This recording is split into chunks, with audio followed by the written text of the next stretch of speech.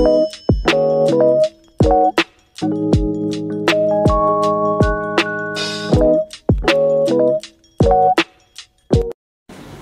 sore Konco Laut. Assalamualaikum warahmatullahi wabarakatuh. Jumpa lagi dalam acara podcast Bintang Laut, bincang tentang kelautan dan perikanan Jawa Tengah. Bersama saya Hendy Kristiana. Pada episode kali ini kita akan membahas tentang potensi, pengembangan dan peluang investasi usaha sektor perikanan tangkap di Provinsi Jawa Tengah. Pada kesempatan kali ini kita sudah kedatangan narasumber yang beliau sudah menyempatkan hadir pada kesibukannya yang sangat padat. Bersyukur sekali saya hari ini. Nah, kita sapa Bapak Kurniawan Priyo Anggoro, SPMSI. Selamat sore Pak Wawan. Selamat sore Mbak Hendy. Sehat-sehat Pak? Sehat, alhamdulillah. Selamat sore Konco Laut. Ya. Perlu terima kasih sekali atas undangan dari Mbak Hendy di acara podcast ini. Ya, kami yang berterima kasih Pak di tengah kesibukan Pak Wawan yang demikian padatnya dengan kegiatan perikanan tangkap se-Jawa Tengah. Beliau yang sebagai Kepala Bidang Perikanan Tangkap Dinas Kelautan dan Perikanan Provinsi Jawa Tengah ini menyempatkan hadir. Nah, gimana Pak? Ngobrol apa kita hari ini ya Pak? Ya, tentang perkembangan perikanan laut, perikanan tangkap di Jawa Tengah. Dan mungkin selama ini kan baru tren ya perikanan tangkap Jawa Tengah dengan adanya penangkapan ikan terumbu. Betul sekali. Kemudian harus kelengkapan dokumen-dokumen kapal, khususnya kapal-kapal nelayan kecil.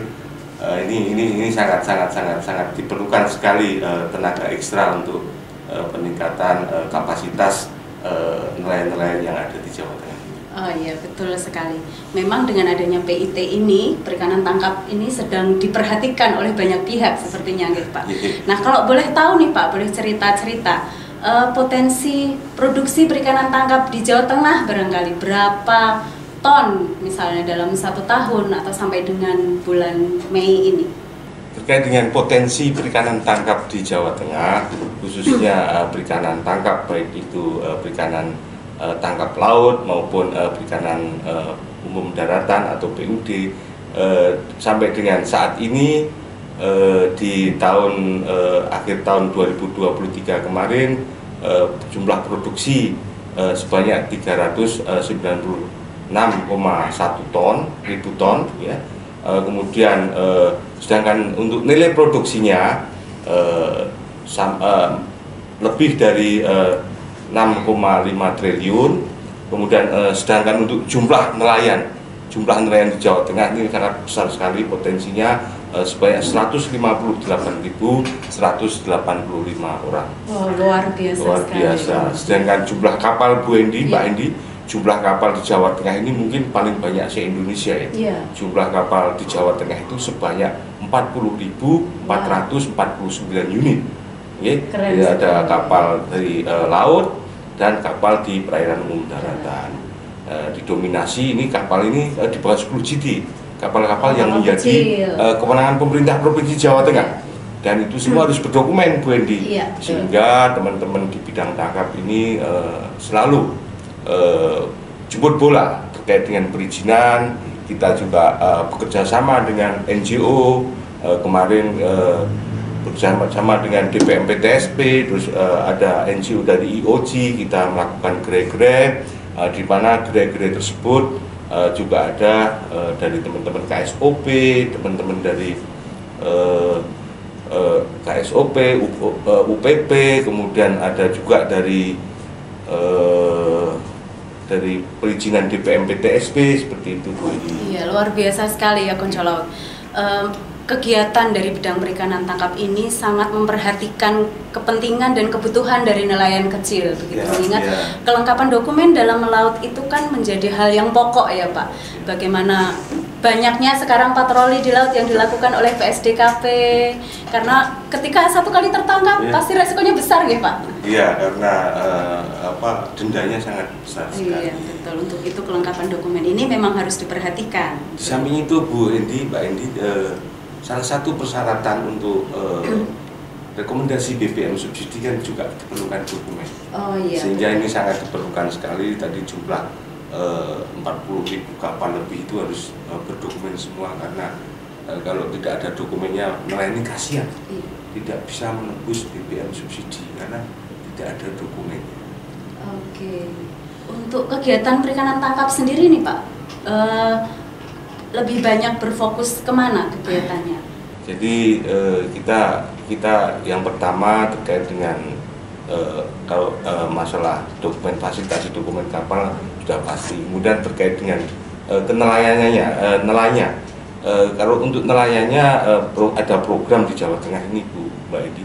Jadi kita ada program asuransi nelayan. Wah, bagus sekali ini. Asuransi nelayan, jadi di mana untuk setiap tahun kita ada 10.000 nelayan yang kita asuransikan melalui dana anggaran APBD pemerintah Provinsi Jawa Tengah. Luar biasa. Itu di mana preminya ini sangat menguntungkan sekali bagi nelayan, karena apabila meninggal dalam saat melaksanakan kegiatan mendapat premi sebesar 120 juta. Kalau meninggal alami hanya 12 juta. Tapi mudah-mudahan tidak diklaim. Tidak diklaim. Artinya nelayan Jawa Tengah selamat dalam laut. Siap, gitu Mbak. Sekarang kita membicarakan tentang pelabuhan perikanan, Pak. Mengingat pelabuhan perikanan ini merupakan sentra kegiatan perekonomian masyarakat, terutama masyarakat maritim. Nah, bagaimana dengan pelabuhan perikanan di Jawa Tengah? Terima kasih Bu Endi dan Konco Laut. Perlu kami sampaikan informasi terkait dengan pelabuhan di Jawa Tengah. Sesuai rencana induk pelabuhan nasional bahwa jumlah pelabuhan di Jawa Tengah ini ada 74 pelabuhan, di mana 2 menjadi UPG pusat, yaitu di BPN Pekalongan dan BPC Cilacap. Kemudian 11 pelabuhan dikelola oleh pemerintah Provinsi Jawa Tengah, ya diantaranya yang di paling ujung timur sana ada Tasik Agung, kemudian ada di ujung baratnya ada Pelabuhan Tegalsari, dan di ujung selatan sana ada Pelabuhan Perikanan Pantai Lok Gending. Jadi di mana potensinya sangat tinggi sekali terkait dengan sumber daya ikan yang ada di daerah-daerah tersebut. Pelabuhan perikanan pantai di Jawa Tengah ini menduduki salah satunya Tegalsari ini menduduki peringkat kedua setelah Nizam Zaman. Luar biasa. Nizam Zaman pelabuhan UPT pusat yang ada di Muara Baru Jakarta. Jadi sangat tinggi sekali potensi pelabuhan-pelabuhan yang ada di Jawa Tengah. Patut dibanggakan ya Pak? Patut dibanggakan, apalagi ini mendapat semua pelabuhan kita rata-rata mendapat predikat sangat baik. Wah, keren. Ini pasti tidak terlepas dari peran dari Pak Wawan ini sendiri. Ya, kami juga berterima kasih dengan kepala-kepala pelabuhan perikanan se-Jawa Tengah bisa mengangkat nama Jawa Tengah. Kalau tidak ada beliau-beliau ini mungkin tidak seperti inilah. Jadi sering sekali mendapatkan penghargaan dari KKP terkait dengan pelabuhan perikanan pantai di Jawa Tengah. Iya. Nah, Konco Laut mungkin perlu untuk mengetahui Pak, program apa saja yang dijalankan oleh Pemprov Jateng ini, terutama untuk kepelabuhanan perikanan. Misalnya pelayanannya atau pembangunannya yang akhirnya nanti membawa kebaikan bagi masyarakat, terutama sektor perikanan tangkapnya. Jadi di Jawa Tengah ini alhamdulillah mendapatkan jadi ada peraturan presiden, ada Perpres Presiden nomor 79 tahun 2019 tentang percepatan pembangunan. Jadi masuk ini masuk menjadi proyek strategis nasional. Jadi pada saat ini kita sedang mengembangkan di ujung timur Mbak Endi ada pelabuhan perikanan pantai Tasik Agung. Kita sudah membangun breakwater di sana. Breakwater, jadi perlu kami sampaikan bahwa Konco Laut bahwa di Pantura Jawa Tengah ini ada di Indonesia ini ada 2 musim.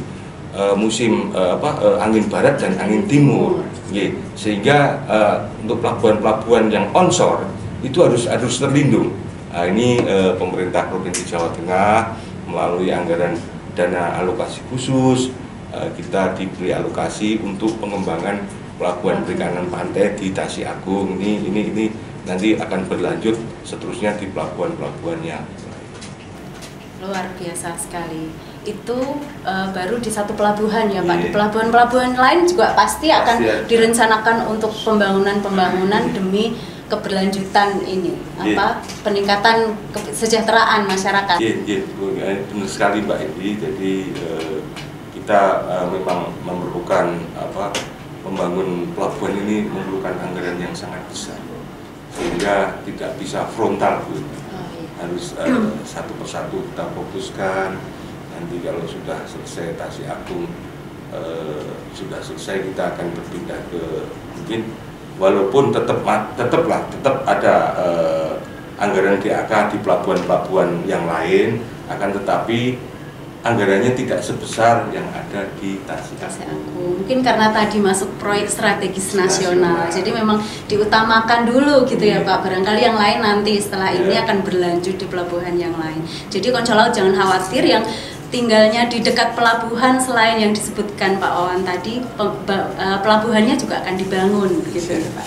Nah, setelah ada pembangunan ini pasti akan muncul potensi-potensi investasi gitu Pak di pelabuhan-pelabuhan, entah itu di sektor penangkapan ikannya atau bisnis yang lain, barangkali mungkin bisa ceritakan Pak. Terima kasih Bu Endi. Ini sangat sekali. Jadi pelabuhan itu bagaikan gadis yang cantik. Wow. Bagaikan gadis yang cantik, sehingga kami tadi yang disampaikan Bu Endi sangat benar sekali terkait dengan investasi di pelabuhan. Ini ada beberapa aspek yang mungkin nanti teman-teman investor perlu melihat ke pelabuhan. Kami persilakan nanti terutama terkait dengan pengisian bahan bakar minyak. Selama ini bahan bakar minyak kan masih sering kekurangan di pelabuhan. Kemudian mungkin pabrik es, mungkin ada investor yang bisa masuk, kami persilakan. Space tempatnya masih ada. Kemudian pengadaan air bersih, karena perlu kami sampaikan bahwa perbekalan kapal di laut salah satunya air bersih Bu Endi. Jadi ini sangat diperlukan sekali. Di samping itu juga perlu ada docking kapal. Docking kapal di Jawa Tengah ini, di 11 pelabuhan perikanan pantai Jawa Tengah ini sudah disediakan space untuk docking kapal. Mungkin para investor yang ingin masuk terkait dengan pengembangan usahanya di sektor docking kapal atau perbaikan kapal di pelabuhan-pelabuhan se-Jawa Tengah ini, kami persilahkan gitu Bu Edi. Di samping itu ini kan tempatnya di pelabuhan perikanan pantai Tasik Agung salah satunya. Dan juga pelabuhan-pelabuhan perikanan yang lain kan sudah ada breakwater itu. Nah, itu bisa menjadikan untuk wisata juga. Spot mancing, spot wisata. Ini nanti bisa berkembang lah. Bisa nanti kuliner, memanfaatkan masyarakat setempat, nanti UMKM yang ada di sekitar pelabuhan nanti bisa diajak kerjasama lah. Nanti monggo investor mungkin karena kan masyarakat di kota itu kan sudah pening, mungkin pengen mancing kalau pagi, kalau hari Minggu, hari libur, nanti bisa kita punya breakwater yang ada di pelabuhan perikanan pantai di Jawa Tengah ini. Di samping itu untuk unit pengolahannya Bu Indi. Unit pengolahan, jadi silahkan kalau mau ada investor mungkin terkait dengan cold storage, pembangunan cold storage di lokasi-lokasi spot-spot pelabuhan, kami persilahkan. Karena bisa kalau mungkin pas musim ikan untuk tahan jual supaya harga ikan tinggi, kami persilakan investor untuk bisa masuk, mungkin punya usaha pengolahan dan lain sebagainya, mungkin bisa masuk di pelabuhan perikanan pantai di Jawa Tengah ini. Nah, luar biasa sekali ya Konco Laut. Nah, informasi-informasi ini mungkin bisa diperoleh atau didapatkan lebih lengkap di media sosial Dinas Kelautan dan Perikanan Provinsi Jawa Tengah, gitu Pak. Iya, jadi semakin meningkat investasinya, investornya semakin banyak, baik itu lokal maupun interlokal, internasional barangkali nih Pak, itu mungkin akan semakin menambah pendapatan asli daerah mungkin Pak. PAD, ya. Dan dari PAD itu mungkin bisa untuk pembangunan lagi, jadi semakin berkembang lagi, gitu barangkali Pak. Ya, ini karena PAD di Jawa Tengah, khususnya di DKP Provinsi Jawa Tengah ini kan hampir 15 miliar ya. Wah, ini banyak sekali. Bisa kalau seandainya ada mungkin investor yang bisa masuk sehingga bisa meningkatkan pendapatan asli daerah, di samping untuk bisa meningkatkan PAD Provinsi Jawa Tengah juga menumbuh kembangkan perekonomian masyarakat sekitar di pelabuhan. Iya, terima kasih sekali Pak atas penjelasannya. Satu lagi, yang terakhir Pak Wawan, closing statement aja deh daripada nanti panjang lebar gitu ya. Kayaknya udah banyak yang diceritakan. Monggo silakan. Perlu kami sampaikan harapan kami di Dinas Kelautan dan Perikanan Provinsi Jawa Tengah terkait dengan peningkatan ketahanan pangan dan gizi pada tingkat individu masyarakat, khususnya ini isunya baru stunting. Ini kami mohon dukungan dari beberapa pihak. Olahan-olahan ikan ini bisa dijadikan salah satu produk yang bisa menurunkan angka stunting di Indonesia, khususnya di Jawa Tengah ini. Jangan lupa. Kemudian terkait dengan peningkatan produktivitas dan daya saing produk perikanan dalam arti luas, bisa terintegrasi antara hulu dan hilir, jadi sustain lah keberlanjutan sumber daya ikan. Jadi kami mohon sesuai dengan ini kan ada aturan baru ini Bu Endi terkait dengan Permen 36 tahun 2023. Apa itu Pak? Terkait dengan alat tangkap.